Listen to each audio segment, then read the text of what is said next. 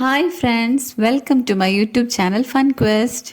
Diet എടുക്കുന്നവർക്ക് ഡിന്നറിനൊക്കെ കഴിക്കാൻ പറ്റിയ ഒരു സിമ്പിൾ സാലഡിൻ്റെ റെസിപ്പി ആയിട്ടാണ് ഇന്ന് ഞാൻ വന്നിട്ടുള്ളത്.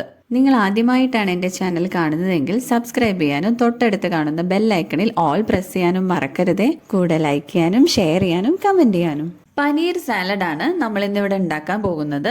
എടുത്തതിൻ്റെ ബാക്കി വന്ന പനീർ ഫ്രിഡ്ജിൽ സ്റ്റോർ ചെയ്ത് വെക്കുന്നത് എങ്ങനെയാണെന്ന് കിച്ചൺ ടിപ്സിൽ ഞാൻ പറഞ്ഞിട്ടുണ്ട്. അതിൻ്റെ വീഡിയോ ലിങ്ക് ഐ ബട്ടണിലും ഡിസ്ക്രിപ്ഷൻ ബോക്സിലും ആഡ് ചെയ്യുന്നുണ്ട്. പനീർ നമുക്ക് ചെറിയ ചെറിയ ക്യൂബ്സ് ആയിട്ട് കട്ട് ചെയ്തെടുക്കാം.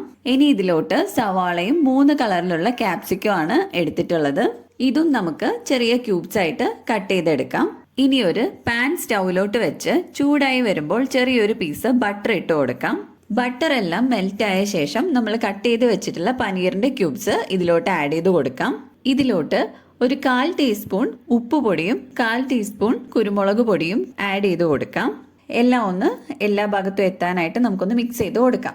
സ്റ്റൗ ഒരു മീഡിയം ഫ്ലെയിമിൽ വെച്ചിട്ട് പനീറിന്റെ എല്ലാ സൈഡും നമുക്കൊന്ന് ജസ്റ്റ് ഒന്ന് കുക്ക് ചെയ്ത് ആ കളർ ഒന്ന് മാറുന്നത് വരെ കുക്ക് ചെയ്തെടുക്കാം.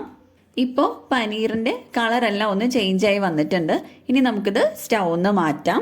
കുറച്ച് വലുപ്പമുള്ള മറ്റൊരു പാൻ അടുപ്പിലോട്ട് വെച്ച് ചൂടായി വരുമ്പോൾ ചെറിയൊരു കഷ്ണം ബട്ടർ നമുക്ക് അതിലോട്ട് ഇട്ട് കൊടുക്കാം.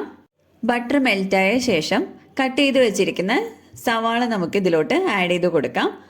ഒന്ന് മിക്സ് ചെയ്ത് കൊടുത്ത ശേഷം കട്ട് ചെയ്ത് വെച്ചിരിക്കുന്ന ക്യാപ്സിക്കം ഇതിലോട്ട് ആഡ് ചെയ്ത് കൊടുക്കാം. എല്ലാം ഒന്ന് നന്നായി മിക്സ് ചെയ്ത് കൊടുത്ത ശേഷം ഒരു 1/4 ടീസ്പൂൺ ഉപ്പ് പൊടിയും 1/4 ടീസ്പൂൺ കുരുമുളക് പൊടി കൂടെ ഇതിലോട്ട് ആഡ് ചെയ്ത് കൊടുക്കാം. വീണ്ടും ഒന്ന് നന്നായിട്ട് മിക്സ് ചെയ്തെടുക്കാം. പാൻ ഒന്ന് അടച്ചു വെച്ച് നമുക്കൊരു 2 മിനിറ്റ് ഒരു മീഡിയം ഫ്ലെയിമിൽ ഇത് കുക്ക് ചെയ്തെടുക്കാം. ഇപ്പോൾ സവാളയും ക്യാപ്സിക്കവും ഒക്കെ ഒരു 1/4 ഭാഗം കുക്കായി കഴിഞ്ഞിട്ടുണ്ട്. ഇനി ഇതിലോട്ട് നമ്മൾ നേരത്തെ റോസ്റ്റ് ചെയ്ത് വെച്ചിട്ടുള്ള പനീർ കൂടി ആഡ് ചെയ്ത് കൊടുക്കാം. പനീർ ആഡ് ചെയ്ത് നന്നായിട്ടൊന്ന് മിക്സ് ചെയ്ത ശേഷം നമുക്ക് ഈ പാൻ അടച്ചു വെച്ച് ഫ്ലെയിം ഓഫ് ചെയ്യാം. ഈ സാലഡ് കഴിക്കാൻ എടുക്കുന്നതിൻ്റെ തൊട്ട് മുമ്പ് നമുക്കിതിലോട്ട് കുറച്ച് മയണൈസ് കൂടെ ആഡ് ചെയ്ത് കൊടുക്കാം. പനീർ കൊണ്ട് ഉണ്ടാക്കിയിട്ടുള്ള മയണൈസാണ് ഞാനിതിൽ ആഡ് ചെയ്ത് കൊടുക്കുന്നത്. ഈ മയണൈസ് ഈ സാലഡിലോട്ട് ആഡ് ചെയ്യുന്ന സമയത്താണ് അതിനൊരു പ്രത്യേക രുചി നമുക്ക് കിട്ടുന്നത്. വളരെ സിമ്പിളും ഹെൽത്തിയുമായിട്ടുള്ള എളുപ്പത്തിൽ ഉണ്ടാക്കിയെടുക്കാൻ പറ്റുന്ന ഒരു സാലഡിൻ്റെ റെസിപ്പിയാണിത്.